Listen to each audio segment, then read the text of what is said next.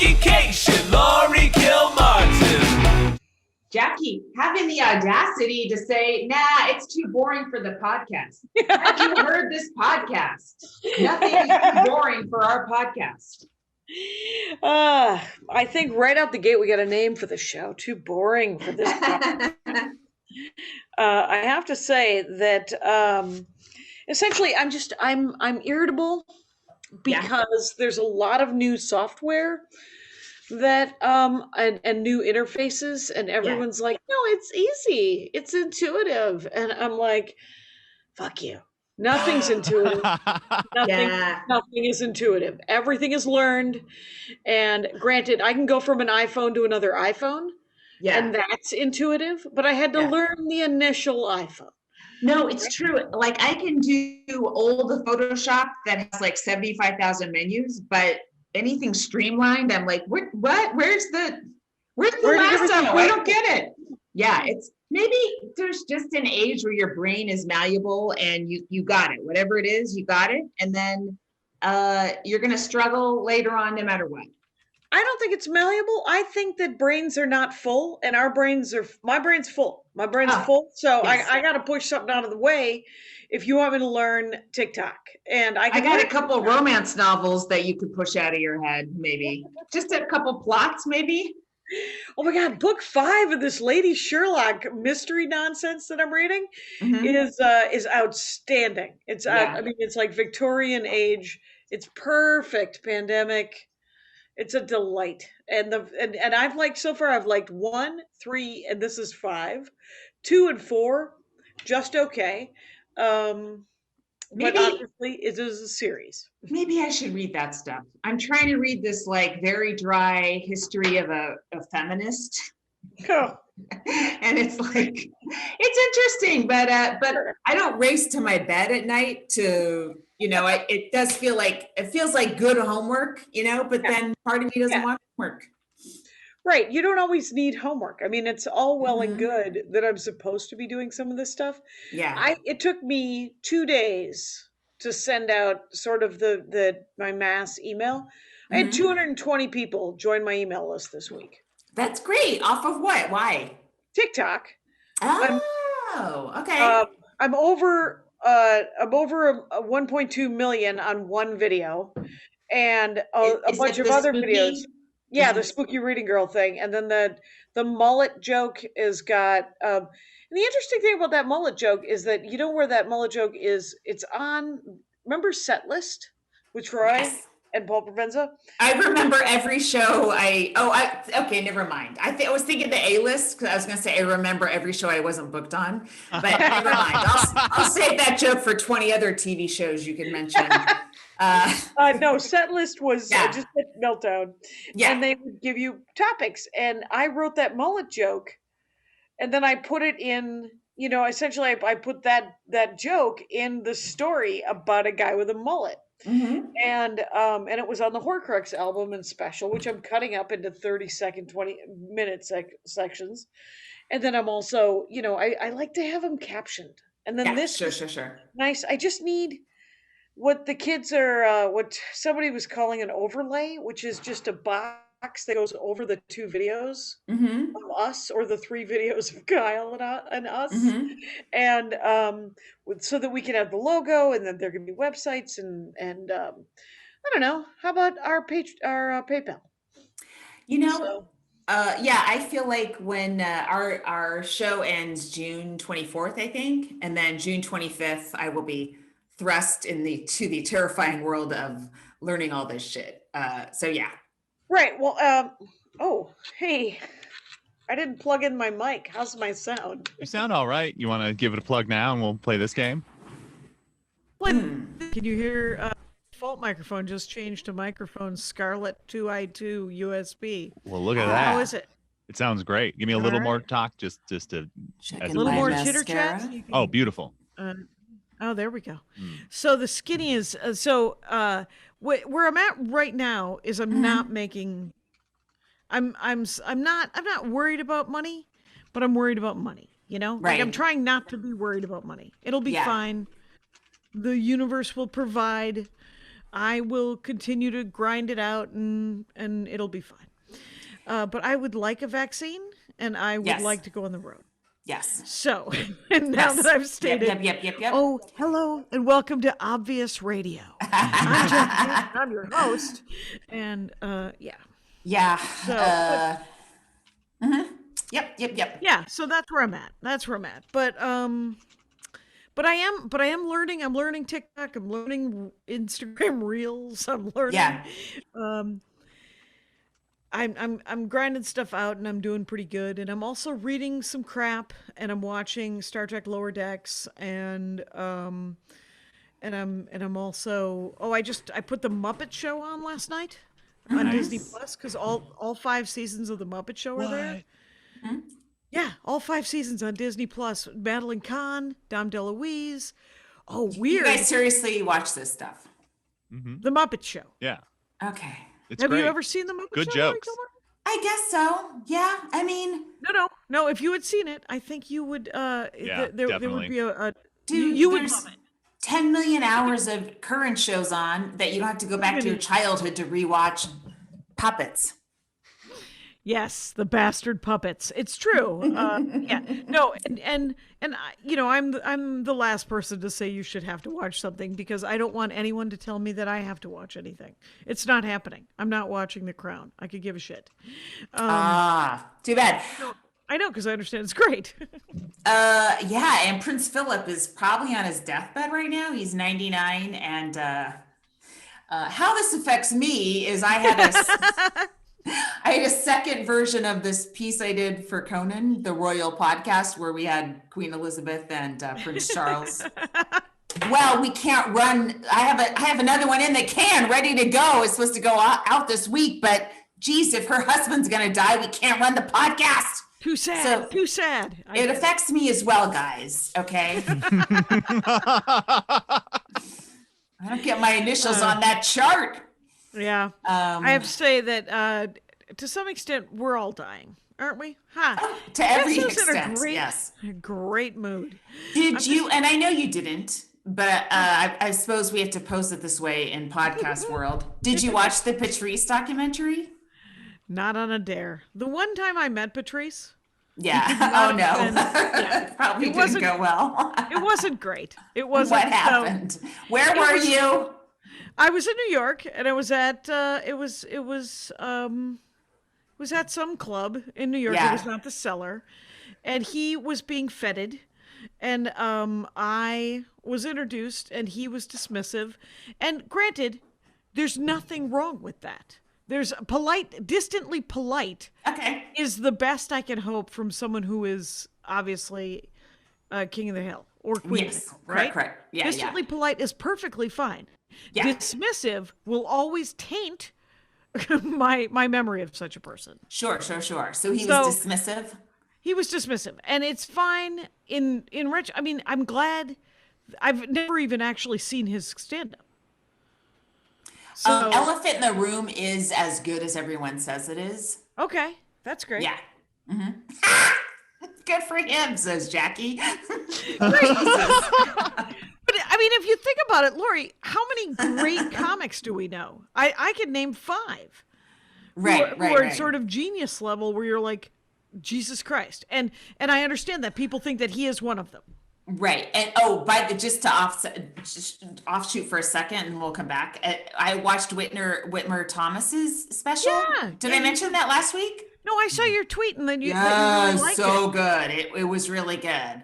What was the format? Was it? His mom, she died. Okay. So his mom was in a band with her twin sister, and they played this club called the Florabama, I think, either in Alabama or Florida, or Louisiana. You know what? I'm not good with the South. Please, it's kind of cold, whatever's cold down there. But so he goes back and he does a show there, and then they talk about his mom. They do, some interviews with his brother and his dad, and it's really good. Have they go back and forth and stuff. And Bo Burnham produced it. That guy, I didn't know much about Bo Burnham, but the last couple of years he is on some sort of interesting trajectory. It'd be fun to watch. I just thought he was like a 16-year-old who had a guitar, like a Justin Bieber of stand-up, and Okay. but whatever, he's doing something else. But and he was like in the movie, the movie with the word woman in it, and not Pieces of a Woman, Promising Young Woman. Okay. Where- Oh wow, that Yeah. dark. Yeah, he plays the dude. Okay, so but anyway, Whitmer's it's on HBO Max. I totally recommend it. It's really great. It's really great, and I think just because it was a dead parent, I just wanted a little space, Yeah. a little time before I watched it. But it was really, really good. Oh, that's great. And it was weird. I ended up not looking at it as a child. I ended up looking at it as a mother of a son and thinking, wow, if my son did something like that, that would be fucking amazing. Right, It's right. weird. But the Patrice documentary was, it was good. I watched it with a pit in my stomach, wondering if I was going to pop up. And I did a couple times. Oh, there But it was now nothing. I want to see it. But it's nothing that's going to get me trolled by fans because he had highs and lows as a personality. But I was talking about like the big argument that we had about Kobe and the rape charges, and this is before Kobe died. And I'm like, oh, please don't put that please don't have me slamming two dead black male heroes on a documentary, please. And they didn't, so that was good. That didn't make it whatsoever. That's awesome. But yeah, it's good, and it reminded me of, obviously there's the 2 years of Tough Crowd, which were like very, very formative years of my comedy life. And you just keep going with comedy. You kind of don't look back too much. Yeah. But then someone forces you to look back and you go, Yeah. wow, that was a really cool time. And I'm thrilled I was there, and I'm thrilled to see it replayed, and kind of for other people to look at. There was this did you know John Marshall? I don't, probably you didn't. I've met him. Yeah. Oh, you did? Okay. I know the name. Yeah. He died this year, and during COVID, he died of lung cancer, and so like no one could even have a funeral or whatever. But here's the thing: he was a writer on Tough Crowd. He was a writer on Chris Rock too, and encyclopedic knowledge of hip hop, just insane. Wow.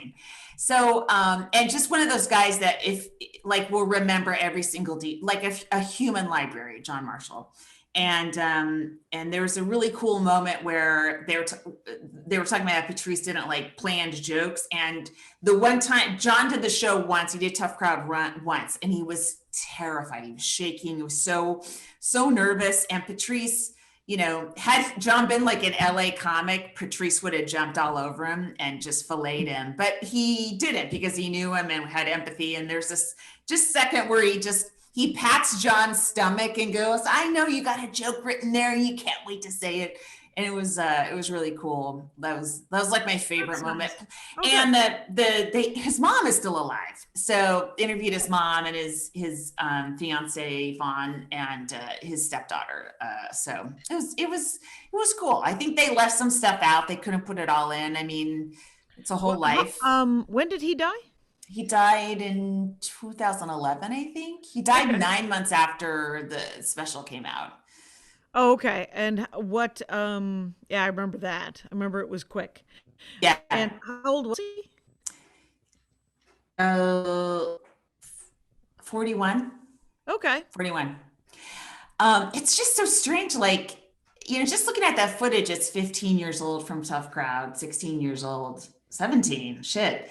But so many people have died, like Patrice, Greg Giraldo, Ken Ober, who was the executive producer and head writer. I saw him all the time. He was off camera, but he was on remote control with Colin and John Marshall. Just, I don't know, guys. Life goes by quick. Right.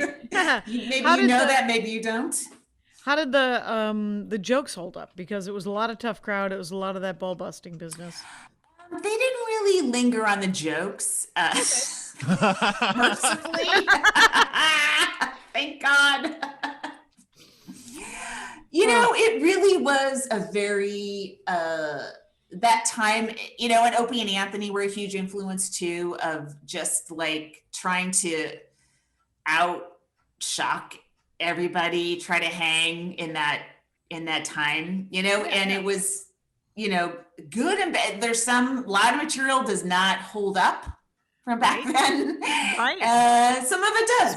Especially from that sort of cocoon, you know, in that cocoon, with that premise where they were trying to create something that was very shocking, right? Yeah, and it was also stuff you could try without being observed because nobody was filming everything. There was no social media at the time. You know, I mean, Tough Crowd had message boards, but even that hardly anyone used them. It was like new, you know, it wasn't that no one was active like that. It was very uncommon. It wasn't like how it is now. And so I don't know. No, there was also no one was like, I learn a lot on Twitter about other people and things they're concerned about and, you know, lives I wouldn't know anything about normally. Right. So like just any, like Native American stuff, like you start, you know, following, you know, or, you know, even Black Lives Matter stuff. Feel like you learn from following certain accounts, like, oh, okay, that didn't occur to me because I'm white and very lucky. We're all living in this tea kettle. Yeah. Yes. So that it's nice. Before all that, you know, I mean, and it's also easy to digest on Twitter versus, you know, am I going to read books? No. It's like in 2004, no, I'm not going to go read books that are outside. I didn't have it. Okay. Right. And I didn't have that empathy. I got to climb up to the top of comedy. But I, you know, like, so things I've learned, there's so many jokes I told then I would never tell now because I'm like, oh, even like immigration jokes, because my boyfriend was an immigrant, you know, just like it wouldn't, I mean, I wouldn't even write it now because it wouldn't work, but it was just, it worked at the time. You could have outrage if you wrote them now. You could then go, "Oh, I take it you're trying to cancel me."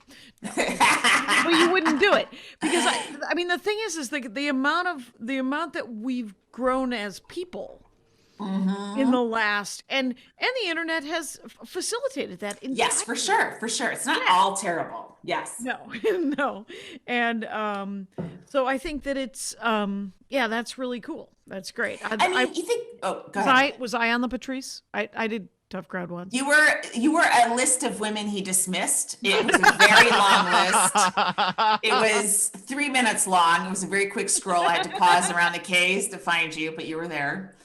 Fantastic. I just want to be acknowledged. Yeah. And I only mentioned Native American because I just read a thread about that Jackie Kelly, who's one of our comics of the week posted. I was, you know, just like stuff that I wouldn't know, you know, unless I was doing deep dives on my own, which I barely have the brain capacity to do. I found out on Twitter that Leonard Peltier is still alive, and I had donated and worked. I was selling merch for a day job in the 90s, but a couple of powwows and in Lakota, Dakota, you know, in Minneapolis, and became sort of I read a book about his arrest and the frame job that the FBI did on it, and I didn't know because he got put into jail in '79, so the guy's old. He's still in jail. He's still in jail. Fuck. And he was framed on the killing of these 2 FBI agents that somebody else has already admitted to. He was in Canada and he was like, well, this obviously, you know, someone has said that they've done this, and they put him in jail anyway. Wow. Did they put him in jail because he went to Canada? Pardon? Did they put him in jail because he went to Canada? Or is it, are they still charging him with the murder? I don't have all of the information still in my brain box. Yes. But what surprised me on Twitter was that I was like, oh, Jesus, this guy's still in jail and he's alive. Jesus. So it was nuts. Anyway, but yeah. Watch the Patrice doc. If you can, watch it on the app. I think the director, Michael Bonfiglio, said to watch it on the app because Comedy Central, they took out 14 minutes of it to just apparently litter it with commercials. So you can hardly even get any momentum and your emotions going because they cut away. That's what I was reading. I didn't watch it on Comedy Central. I watched the version that he HBO sent Max, me last right? night. Oh, No, he just sent me a screener to look at. Oh, okay. Yeah.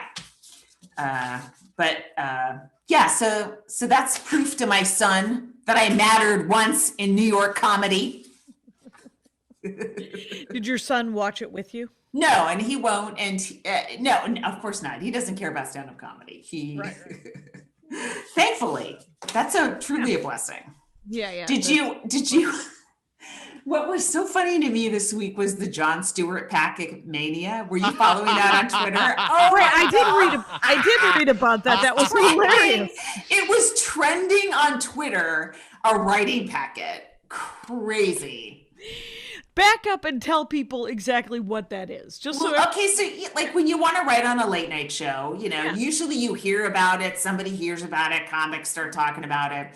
You sometimes need an agent to submit or something, but they give you permission to send a packet in. The last time we had a job open, we had almost 400 packets. wow. And our head writer read every single one, read them without names, blind. I think most shows do that.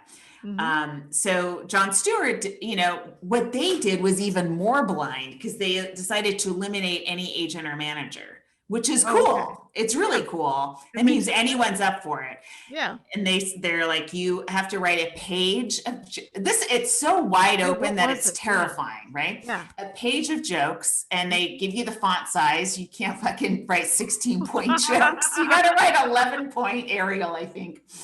And so they don't say 9 jokes or 12 jokes. They just write a page. So somebody probably wrote, 3 jokes that are 4 paragraphs, or that are this big. Yep. 2 inches, guys, I'm doing. And what you should have done is, 11 jokes that are this tall. Okay. Right, like sort of 2 lines, right? So, Yeah, it's the stacks of money that Karen asked for in Goodfellas. You want a tiny stack. Each joke should be a tiny stack of money. So no more than 3 sentences, in my opinion. Should be set up as one sentence, the punchline's a second sentence. And if you're maybe a tag. 3 sentences, Yeah. I wouldn't even tag it. Yeah.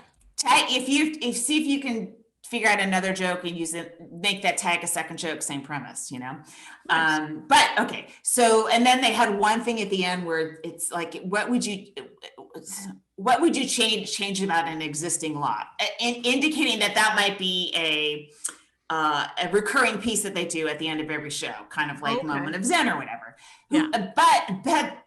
And so anyone who wanted could send in this. You just had to do it on a Google Doc and email it. Your name has to be off of it, and your name is somewhere else that's hidden. So whoever's getting it is just going to be reading it on Google. Mm-hmm. I have no idea how many fucking packets that poor person got. I mean, it could be in the thousands. And they will read them all. 2 pages, right? 1 page. Oh, One just 1 page. page. Okay. So that's good. And a law. Jokes and a law. And the law should also, guys, that should have been also very, super 2-3 tight. sentences at most. Yeah. Whew. But it was trending, and the jokes were hilarious. But the jokes about it were hilarious. But the fact that it was trending was, who every person who thinks they're funny probably sent in. The good thing for them is they can probably just look at the page without reading a single joke and see the first thing will be a paragraph, and it's all written in Jon Stewart's voice attitude as opposed to a joke. And you can immediately go, not finish reading it. Right. Yeah. I mean, I'm sure that there was a way to just kind of look and go, nope. No. We need someone who can go immediately jump in and start cranking out jokes. Yeah, and some of the job is, do you want to hang out with somebody at 2 a.m? I mean, with not 2 a.m. anymore, but yeah, Not anymore, for sure. but Yeah. Yeah. I think once they get to, maybe they pick their top 10 out of 1,000. Out of the thousands. Then they go, all right, who are these people? Mhm. And take it from there. Yeah. But Yeah. it cracked me up that it was trending. I mean, this used to be such the niche, most niche job, and it was just Carson and 12 writers, and now it's like 300 late night shows and 30,000 comedy writers. Oh my God. Is that new show that Amber got? Is that I think they added a night to her show. She was just once a week, so they gave her an extra night, and I think they're going to air, because her stuff's on Peacock, and I think they're going to air it on actual NBC at 1:30 in the morning, which is that's brutal. But who knows who's watching NBC now? You know what I mean? Like, everyone's just streaming stuff, right? Or I guess there's a lot of people with TV still. Yeah. There's people with cable packages still. Yes, but it seems like, yes, that's true. Those people aren't going to be up at 1:30 because they go to bed at 6 p.m. after the early bird special, right? it's tough to demand ratings at 1:30 in the morning from. Right, and I'm sure that it's online the next day. Of course it is. Yeah. So God knows that everybody's just watching it at 2 p.m. anyway. Yeah. So. But she's, I forget what, her show that they're going to put on NBC is replacing Lily Singh reruns. Oh yeah. Which is interesting. Because I think Lily Singh, they got rid of all the writing staff and they started over, which is always scary. Yeah. You know what a big retooling is, always a weird sign, whether it'll work. Sometimes it works, but what a weird thing. Yeah. So that's that. Weird. I had a spot that I slept through because I got the time zone wrong, which still haunts me. It was 3 days ago and I'm still like, I missed a spot. I just took a nap and thought I had the time. Very upsetting. Yeah. I screwed up I think it was yesterday, right? Was yesterday Friday or on Saturday? So I missed I was doing 3 other people's podcasts yesterday. Oh my, three different podcasts? Yeah. Oh no. Yeah. How many times do you have to explain how you got your start in comedy? Just once, blessedly. And then the heckler story, Yeah. But it was, it's just like, remember being on the road and you'd be like, as a feature, and you'd get a new headliner and they'd always want to, it's sort of like dogs smelling each other. You have to tell your weird heckler story with every sure. And I just so I told I told the classic, right? The one where the guy I worked with a guitar comic who told my heckler story to me because he was in he stole your story and pretended it happened to him? No, he was in the room when it happened. He said the craziest heckler situation I ever saw, and then he told the story of the thing that happened to me. I probably told it 5 years ago when we first started, but it's the one where the heckler kept heckling me as I got off stage, and then he stood behind me and he tried to grab my boob. And I threw a drink at him, and I missed him completely, hitting the guy behind him. The guy behind him was the guitar comic I worked with 5 years later. That's great. Yeah. And so I told that story, and then I told the crazy Rosemont Zani's MAGA hat lady story. And yeah. But anyway, I missed. I screwed up time zones. I screwed up. I was like, I don't know what to tell you. I can't make it happen. And so I just wanted. I literally said to Andy today, "Do you want to go out to breakfast? Do you want to be a brunch Covidian?" And he said, "I don't. I don't want to sit outside at Magnolia Grill and have." And I was like, "But just think how great." And he was like, I don't want to think about it. I'll make breakfast. And I was like, you don't have to make breakfast. Oh man. Just pissy as all hell. I mean, California's positivity rates are going down dramatically. And I mean, I don't know. It seems like just a couple more months it will be kind of free. Well, and they're rolling out, like, in the last month, the fact that there's a president and it's coming from the top down now. Yes. Everyone's working toward the same goal. Everyone isn't just sort of milling around like a bunch of fuckwits. They're actually, so 1.7 million people I was looking at the number of people that had been vaccinated in California. Yeah. There's 39 million people in California.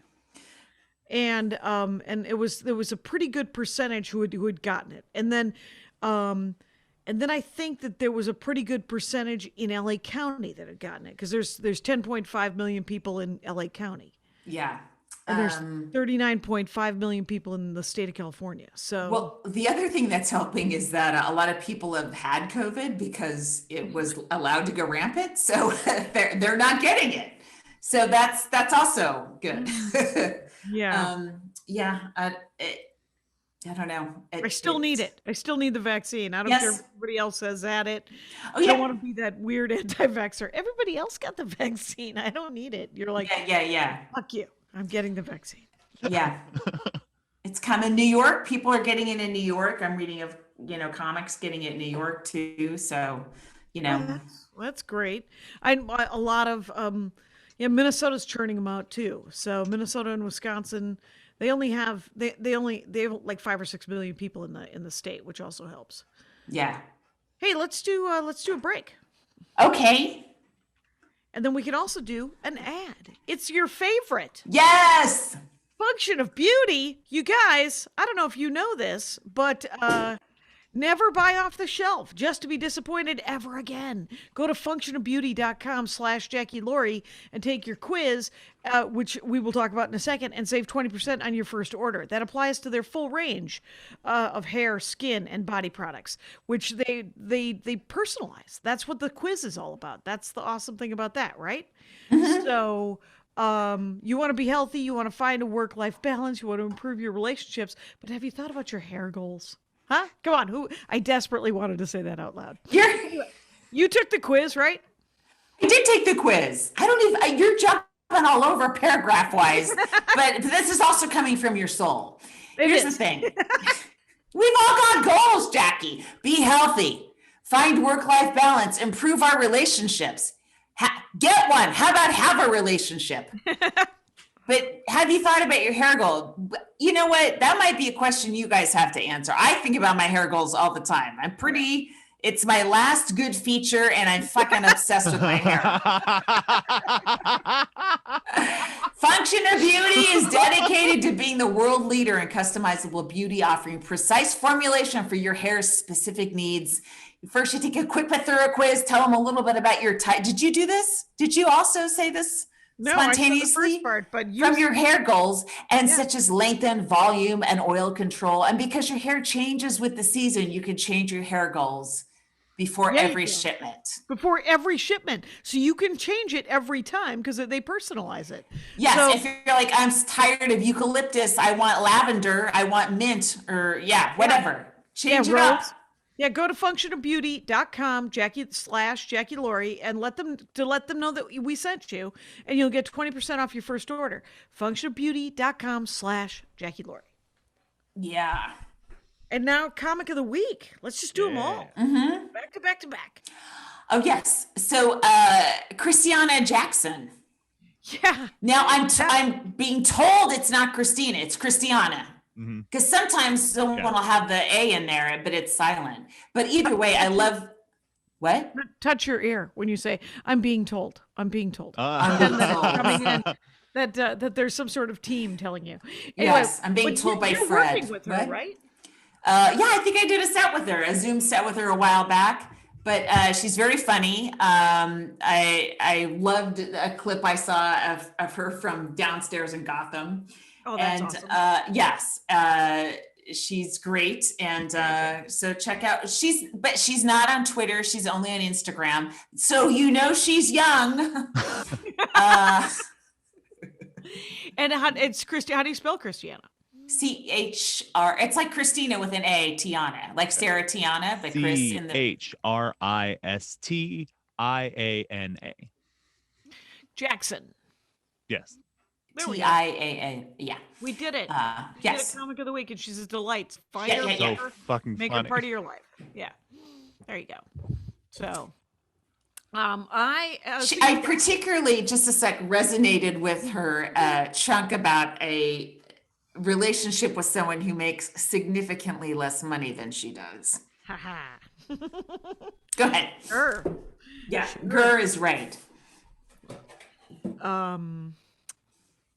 Yeah, I think that is relatable. And I'm making a note for that time code because it might be a nice clip. I was going to say that I have a set on a Gotham show tonight, Saturday at 5 o'clock, a 6-minute set. Hold your applause. And there was so much fiddle and diddle to it. And there was supposed to be a tech check yesterday afternoon, but for some reason they had, I think they Tech. Who's still doing tech on fucking Zoom shows? We know what we're doing. We spend all day doing this. Come on, man. God, I talked to Zoom yesterday. Oh my God. So, I did. I bought two. I'm getting more equipment because I'm opening for Maria at Rustic's on the 27th. And they have like 25 people are going to be in the Zoom so that we can have laughs and interaction. And then whatever, the 5,000, 12 million people that are coming to see Maria. Oh my God. It'll be pushed to something called vMix. But they want backlighting and they want, they have suggestions of ring lights. I mean, more ring light action, more floor lights. And I was like, this room isn't that big. I'm literally just gonna sit in the middle of a bunch of like wires and try not to move. Wow. You want to hear this joke about murder hornets? So they don't want comics laying on their couches anymore, doing their sets with their eyes closed. Phoning it in. Oh, and Maria had the greatest idea.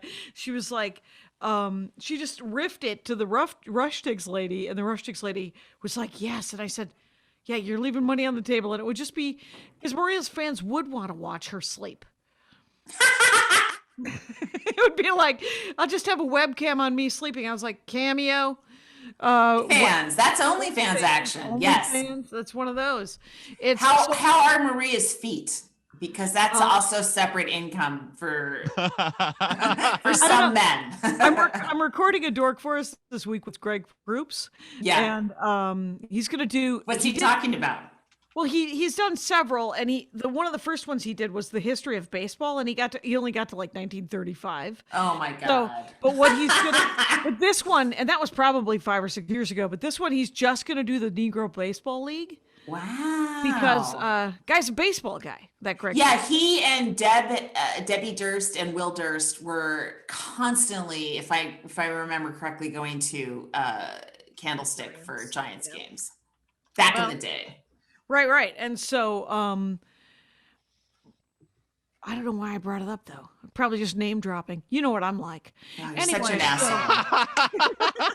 Oh, who else dismissed you, Jackie? Let's hear names. You know who didn't dismiss me? Greg Proops. Greg Proops has always been a prince among men. The guy's a prince among men. He is. He's a king among princes. But I have that set tonight, and then I also have an ALS benefit I was telling you about. I'm doing that with Rich Scheidner and Laura House. Oh, fun. Yeah, Laura's going to do our next Comic of the Week show. Yeah. I think she's in Texas too, right? March 1st. She is in Texas. Yeah. So I was just looking at her Instagram and it was just so much snow, but she has power and she's done the road so much. I mean, the thing about comics is I genuinely think that like comics can handle sort of power outages and we have just sort of, we've been to so many different parts of the country or the world or whatever and lived through so many shitty Super 8s that you're just like, all right, well, I'm gonna get a hot plate and I'm gonna get a frozen pizza and we're gonna have travel with a hot plate. Yeah. Oh, did you? Yeah, for a little while, because early on, there was hardly, you just wanted to cook a little bit in your room. There's no like kitchenettes or anything like that, Right. right? Yep. And then it was all like Denny's, and it got so much better, the selection of places to go eat in the 90s. It just, Yeah, it did. you like when Subway opened, I was like, what? I can get a vegetarian Subway sandwich. Oh my God, I have to eat meat all the time. Like, Did you spend 10 years eating Subway sandwiches oh until yes. I Oh can't yes. I can't even smell the bread anymore. Oh, they're so gross. Oh yeah, we had a foot long vegetarian, put it in the passenger seat. It's cut in half, thankfully, and Right. eat You each could get it cut into fourths and then every 2 hours eat a fourth of it. and every you're 2 still hours. I driving. mean, every 2 minutes. What do you pace out your sandwich like that? No way. Shove it all down. I had to do it in between gas money. It was like I was trying to juggle food and gas, and I was just like, But then your gas hands are touching the sandwich. I wanted to make sure that there was something to eat 2 hours later, because Oh. otherwise I would fall asleep. Oh, Like right. I would sort of pace my 8-hour drives, 6 or 8 hour drives in between gigs, Yeah. making sure that there was something to eat and drink every hour and a half to 2 hours. Yeah. And then I would try to last as long as I could, stopping to pee or anything. I would try to make it at least 3.5 hours before I stopped. Oh, right. And so the sandwich had to last at least 3.5 hours. Oh. And then if I just had a quarter of that sandwich, and I'd be like, oh, there's another Subway. Plus it was pretty good calorically, right? I mean, it was Wasn't like, bad. Yeah. it felt almost healthy. I do love, I haven't done it in forever. I haven't done a long drive to a gig, but a long drive with a sandwich in the passenger seat and just eating away. I love it. That's my youth. That was Mm-mm-mm. yes, it was a simpler time, you guys. Oh, I had a consultation for a breast reduction. What did they say? Well, Boy, are your boobs big? Did they say that? well, the right one is much bigger than the left one. I'm like, yeah, I know. He's like, whoa. Yeah. Well, I think mine's a little. I don't know. I try to Here's what I do. I try to take some of the right boob and move it to the left so it looks even in bras. But it's a lot of work, Jackie. Why do I have to work like that in my old age? Can't I cruise into the elderly years without having to manage my breasts like that? Right. And can I ask? Yes. How much is it? Well, he thought that it would be covered. He said Really? Yes. Oh, right. You have the greatest insurance in the back world. pain. I do, but they could still deny it. But But without it ever, like out of pocket. Like if I were to go in with a sweaty wad of 20s. I think What, what I did, the phone calls I made out of pocket are like $16,000 to $20,000. Shite. Okay. But if you talk to people like our good friend who have had it, they say it's life-changing. Now, the problem with me is because of my aneurysm, I'm on blood thinners. And he said you'd have to be off blood thinners for about a week or a couple days beforehand, or else you would just like bleed to death, because apparently it's a pretty bloody operation. And so if your blood is thin, it's going everywhere. So he has to check if that's okay for me. I don't have clots. It's just in case I would have a clot. Right. I think that's why I'm on blood thinners. Yeah. Right. Yes. So, but he said if the doctor said I couldn't be off blood thinners, then I couldn't have that surgery. So that's that. We'll see. That is that. Well, Gordy the dog, it turns out, has decided that he is the alpha. And over you and Andy? Yeah. It turns out he isn't. And so we're going to have words with tiny dogs. Wait, what? What happened? He doesn't want, he has to go out before bedtime, right? Right. Mm-hmm. And so you got to, at 11, 12 o'clock at night, I like to go to bed at 10, Sure. read, fall asleep. And then Andy likes to go to bed at midnight, which means he's taking the dog out. Okay. And so he's like, all right, let's go. And Gordy's like, no, I'm warm. It's actually quite chilly outside. But Gordy's like you. Gordy is. He's got 2 Jackies now, that Andy. Right. Which is maybe why he's a little irritated with me. He's like, oh, I see what he's like. But in dog form. And, yeah, so, but the dog's been really great. Like, he's just sitting here through the whole podcast, and he sits on a pillow over on the side, and I in the That garage. must be so nice. Oh my God. But we met a dog on a walk today, and he tried to hump that other tiny dog. Oh. And I was like, what is happening here? And the other tiny dog owner was like, that's dominance. He just wants to prove that he's the alpha. And I was like, well, he's mistaken. He's like, and she goes, well, maybe not between, Tavi and Gordy, because Tavi's not the alpha. And I was like, okay, whatever. That's the dog update. He's very sweet in other news, and still pretty polite, and we might take him this week to see Andy's mom, who has another Chihuahua Corgi kind of mix. But we're gonna bring the kennel just in case they don't get along. Okay. Right, that's the crate, and Sure. just so that they don't get into a scrabble over it, and then because we're gonna be there for 3 hours doing chores and stuff. So anyway, it's a great story. Let's take another break, huh? Wait, before we take our break, I got in a big fight with somebody at the dog park. Oh no. Because Charmy and another dog were playing, and then sometimes dogs will play, and then they get what the fuck, and they start going in on each other, right? So it was, and then me and the woman who owns the other dog was like a lab, we were just talking about our dogs, and all of a sudden the dogs started getting more aggressive with each other. And so they start snarling a little bit. So I'm trying to figure out how to grab Charmy, and they're moving obviously. And she's trying to grab her dog, and it takes us a little while, but we do, right? And then a guy, thank goodness. A guy, after we get the dogs apart, goes, what the fuck?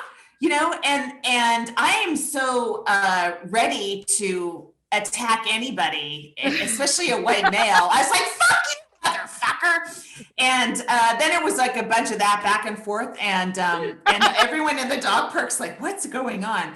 But I think he was mentally ill, because at some point I said, you're mentally ill, you should get help. And he goes, I've heard that before. And I'm like, I bet. And then he called me a Karen, and then I took Charmy to the other end of the park. Wow. Yes, it was the highlight of my week. Sometimes men are hysterical and they in charge of things.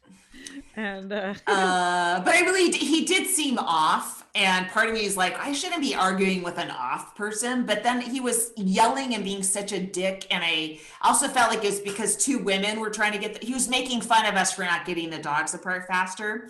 And I was like, he wouldn't be doing this if we were 2 guys.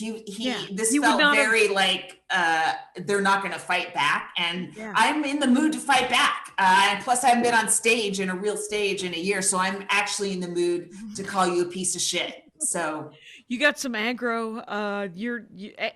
You're smarter and funnier than he is, because you're used to it. So he's gonna get the beat down.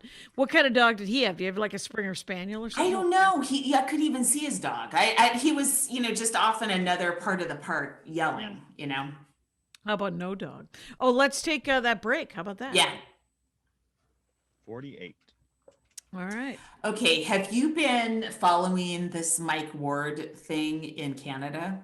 No. Okay. So, Jess Solomon, she's one of our comics of the week. She's a Canadian, but she lives in Brooklyn now. And I think she wrote she used to be like a UN lawyer. Wow. I know. Let's just deal with that for a second. Sometimes you get bit by the comedy bug, and you just have to say she's like the Amal Clooney of comedy. But so I think she wrote like a legal brief or something. I don't know exactly what she did. It's way above my intelligence level. Yes, but he told a joke, and about a disabled kid in Canada, and I think the premise of the joke was this like 2 or 3 years ago? he did it a while ago, and it Yeah. went all the way to the Supreme Court in Canada. Yeah. So the premise of the joke, I mean, it sounds awful, but I guess the premise of the joke is that he invested a lot of, as one does when someone's terminally ill, you invest some energy in them and then they keep living and you're like, ugh, right? So, I mean, not me, but there's plenty of dead parent humor. I mean, that version of that, or a version of playing jokes about somebody else's timeline, their death date, are all over stand-up comedy, right? Yeah. Even me, I had a reverse joke like that of trying to make my dad live an extra day after he met my boyfriend. Okay. So that I'm like, because if you die today, everyone will think you're racist, because it was Dwayne was okay. Yeah. He was black. So that structure, that version, okay. So it exists. Now it happened to exist about a real boy who's 13 years old. There's not a lot of things where you're like, oh no. And the kid is getting bullied at school because of the jokes that his schoolmates saw this comic tell. So and Canada has way stricter laws about that stuff, and so it's going all the way to the Supreme Court, I guess, right now. Yeah. So it's crazy, I mean, did he know the kid? I forget. I don't think so. No, I think he was the kid became sort of national news. He went on I think a version of like American Idol or something. So he became very famous and beloved. And of course, when something is beloved, you have to stab it in the eyes. That's what comics do, all right? Yeah, and a lot of people start getting mad at things that are beloved. You start hating things that you're supposed to love, right? Yeah. So, but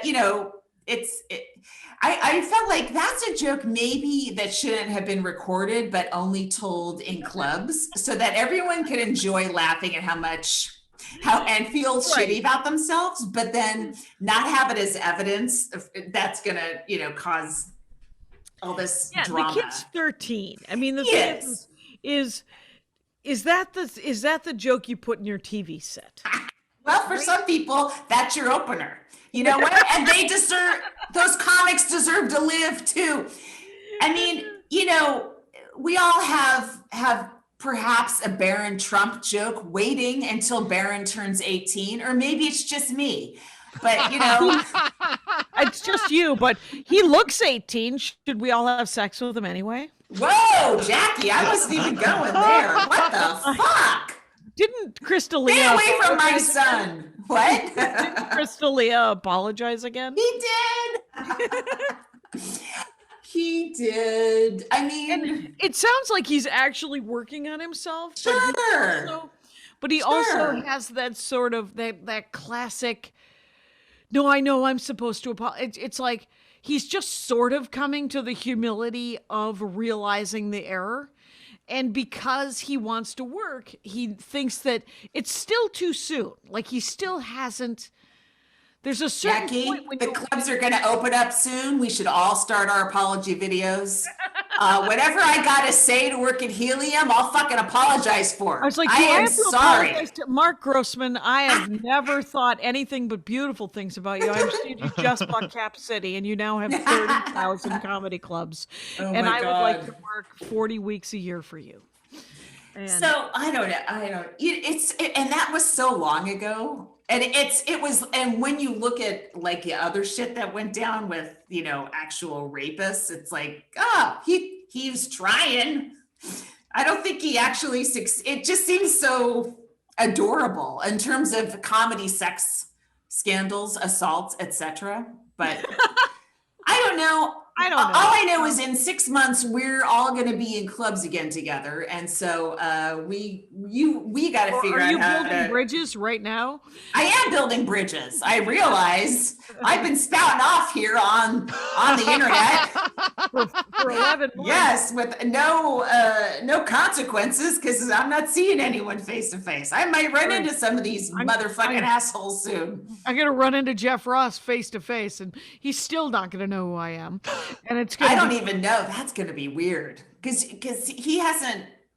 Nothing's changed for him, as far as I can tell. He's still he's still banging 15-year-olds and getting work. So I don't know if that's happening, but I'm saying it hasn't affected it seems like any sort of comedy status. So, And so there's no consequences, which one assumes that with no That's gonna be- consequences, the that's action. going to be awkward.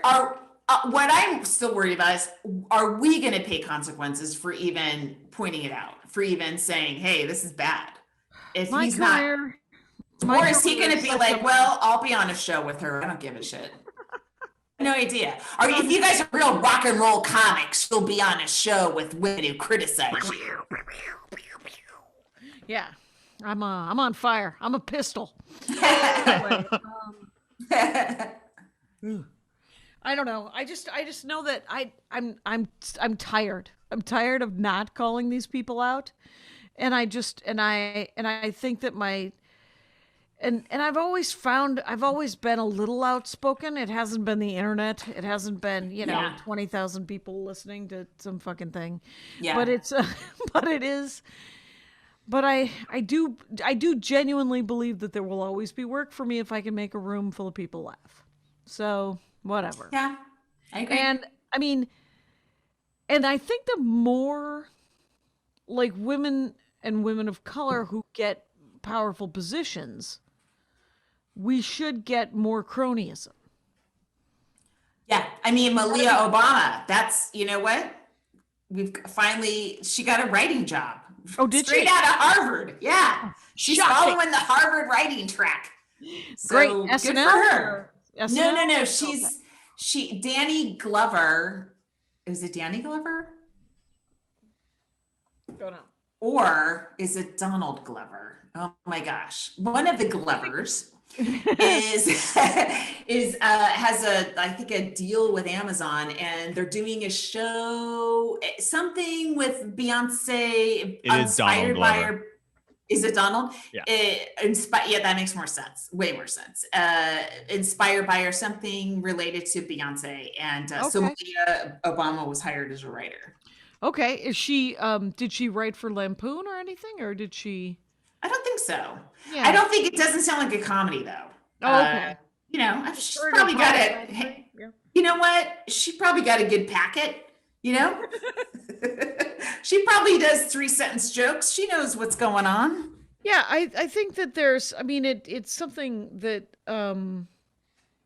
my friends who have kids that have a lot of tutors and stuff and sort of private schools, their kids, the sanest of my friends who are parents of kids like that, they're like, they're not any smarter than anybody else's kids. They just have the advantages of smaller schools, more personalized attention, and they will, and the people that I know in my job, like I have a friend of mine who's, her husband is like a muckety muck over at Universal, and the kids they're flying, they get to go to, this is 3 or 4 years ago, right? Mm-hmm. And they fly first class and they get to go to Switzerland for some sort of thing. And the kids are like, I would never fly coach. And she lost her shit on the kids. And she's like, know in your heart that you didn't earn this. Your father earned it. And he earned it because he has this job. And if you would like this job, you will have to work a little harder in your life. Oh, I constantly tell my son he didn't earn anything. Constantly. Nonstop. You didn't earn this coach ticket. Oh my God. You see this bulkhead kid? I know you're 6'6" right now, but Mike, I would one day love to fly with my son first class someplace just so he can have a little taste here. And I don't know if that would motivate him or something, but I think if you have a little taste and you know what's out there, you're like, oh, I want that. Right? As opposed to, I'll just keep flying Southwest. It's fine. It's good enough. But you know what? Then he turns into an acquisitional person. Fuck it. Never mind. I retract. I just changed my mind. You tracked. You just like, be happy with what you get. And, Yeah. But he's a good kid. So Yeah. yeah. Kyle, come on now. How much have we done? 5909. Oh, 9. Woohoo!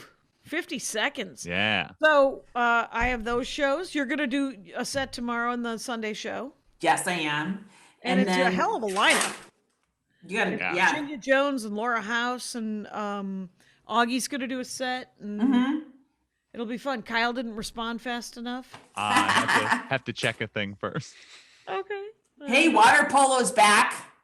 California's starting to and the pool was 1 person per lane, and now it's 2 per lane. How many So, horses? How many horses per lane? Water polo. I'll be here all week. Feel free Please to- end this podcast immediately, Kyle, Yes, before let's do I that. scream.